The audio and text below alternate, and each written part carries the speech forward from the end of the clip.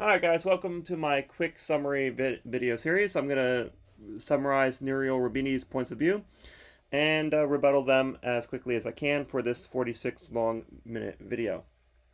So who is Nouriel Roubini? He is a senior economic advisor for the International Monetary Fund in the Treasury Department, and he predicted the housing crash, and so he earned the title Dr. Doom. So that's how he got on the scene of things. And he makes the argument that central banks are not the reason for the boom and bust cycle. Keynesians counteract these natural bubble events by interventionist means. Where I believe in free economies, he believes in centralized efforts and input.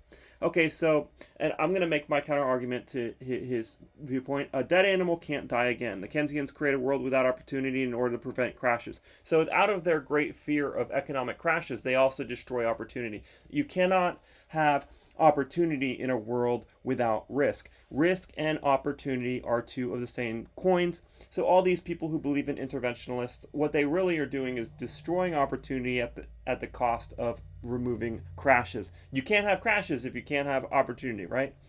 And our economies have had slow growth, 2% growth, 3% growth before the coronavirus and all this craziness that happened. We had a very slow growing economy. Despite massive increases in technology, there has been very little opportunity for growth. And that's because of this centralized belief system of people like this. Okay, so that's my first, his arguments and my counter arguments to that. Okay, moving forward. He goes on to say that cryptocurrency is very centralized. He talked to many people, such as individuals that are in control of the mining rigs on Bitcoin, which is 25%. Like one individual controls 25% of Bitcoin mining. And then another individual that he talked to had 40% of Ethereum mining. So it is extremely centralized, the mining control of the cryptocurrency networks.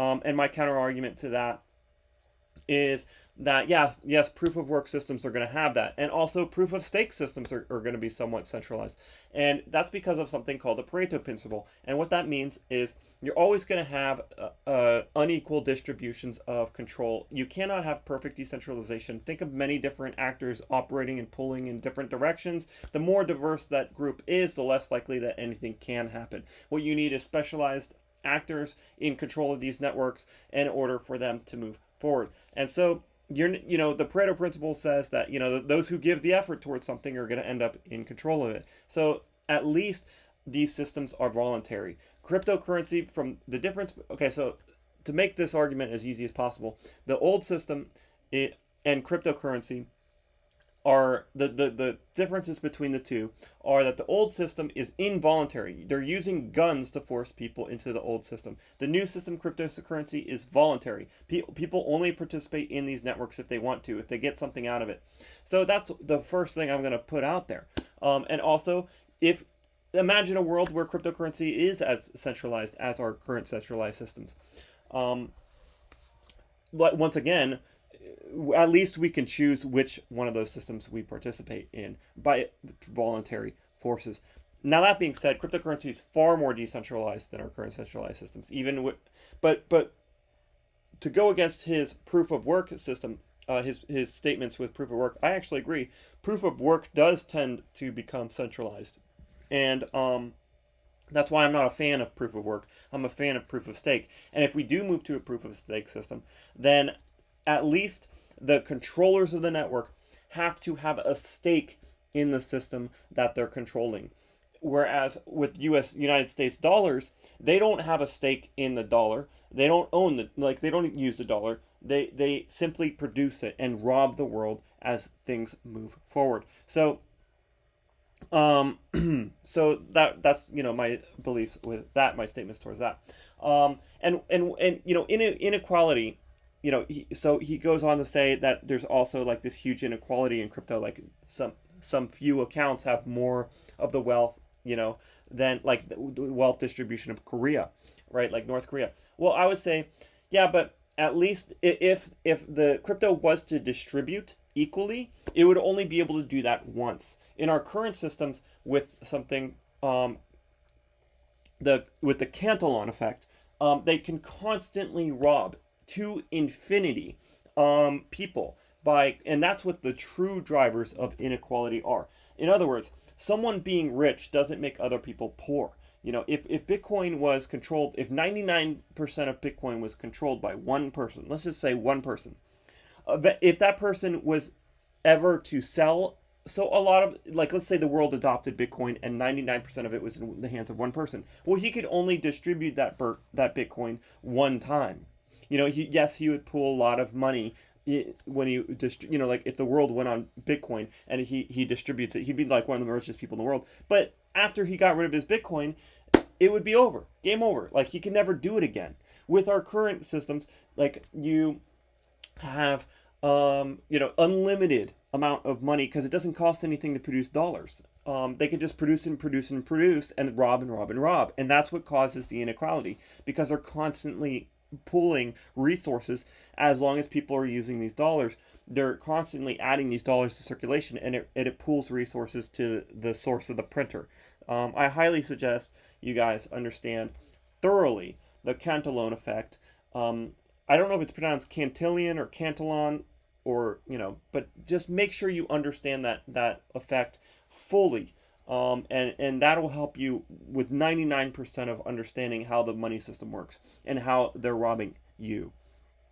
Okay, and then he goes on to make all these arguments with crypto is not a unit of count, a means of payment, or it doesn't store value. That's nonsense. All these arguments are nonsense because it's suggesting that the way things are right now cannot change. It's just nonsense arguments. Okay, and then he goes on to say scalability, decentralization, and security is impossible to have. Well, no, it isn't, because we've already solved this. I know this video is 2 years old, but it's already been solved. Scalability has been solved. And Joe Lubin, even in this interview, said, yes, it's already been solved. So I don't know why you're saying it's not scalable, because it's already been solved. We have these things called state channels, side chains, plasma sharding, and parachains, etc. So scalability is solved. It's just a means of getting it to a workable production level, and then allowing it to scale out. So scalability has been solved. That's an argument of the past. All right, and so he also talks about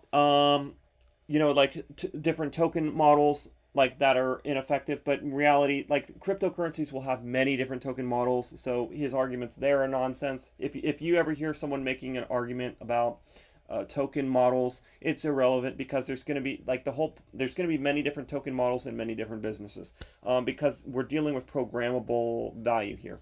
Now, one thing I do want to say is I don't like that cryptocurrencies are called currencies, because even in this video, Rubini says that, in a world where there's many different currencies, you can't price anything. Well, that's true, but we will probably default to one single unit of count for something. It could be Bitcoin, Ethereum, or whatever, who knows. But I don't like that cryptocurrencies are called currencies, because they're a business technology. They're going to be securities, etc. And Rubini even goes on to say that cryptocurrencies is a way to do non-compliant securities. Well, what my counter argument to that is? Good. These security laws are garbage. We don't need some centralized authority telling people what they can and cannot do with their money. I mean, look at the world we live in today. You drive down the poorest neighborhoods, and what are you going to see? You're going to see gambling. You're going to see lotteries. And we know mathematically that you're guaranteed to lose on that. But you cannot fund a VC startup.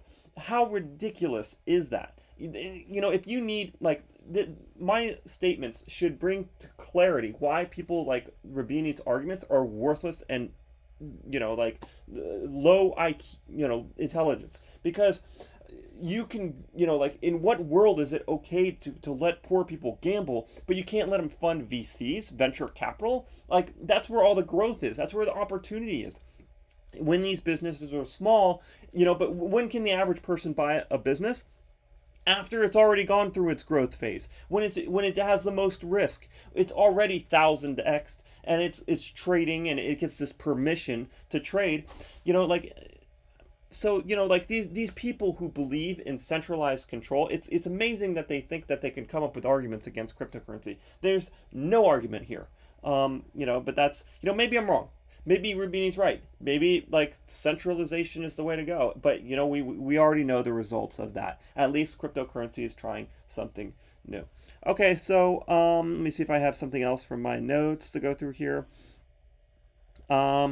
what some of the pointers I have is that cryptocurrency, one of the benefits of cryptocurrency is like the runners of the network have to have a stake in the system. They're aligned with the token holders, whereas the old systems are not. Pareto principle states that 80-20 rule. You're going to have 20% of the people are going to control all the rulings and the value in these systems. That's just the way it's going to fall, and it doesn't matter as long as as long as these systems are voluntary. Look, if a system's garbage, we can see the code before we use it. So people will use the code that they voluntarily participate in. And even though it will have centralized control, yes, cryptocurrencies will have, control centralized in 20% or less. And it doesn't matter. As long as these are voluntary systems, they can compete with each other and people will choose the best ones. And another thing I'm going to say is someone being rich doesn't make someone else poor. And so like even if you have this crazy centralization, it doesn't matter as long as that person doesn't sell their tokens. Once again, going back to my argument that these systems are voluntary and yeah, so like if someone hoards all the gold, that person hoarding the gold doesn't make everyone else using gold poor. In fact, it makes everyone using gold richer, as long as that guy doesn't spend. If he does spend, well, then a moment in time, that guy will take wealth from everyone. But it's only one time. They can only do it one time. So like when a system is fair, you can only spill your wealth once. You can't have a continuous Cantillon effect running forward through time, stealing from everyone. And yeah, so yeah, that's the points I want to make from this video. If you guys like this content, please like and subscribe. I will start live streams soon. I'm getting the setup. My desk will be here Wednesday, and I hope to get my software and everything set up and start doing live streams then. And then I'm almost done with my move, and so I will be able to start digging deep into projects again so we can get some more of those 10xers, 100xers. I'll be digging for that as well. So if you like this stuff, like and subscribe. I look forward to my doing more videos in the future.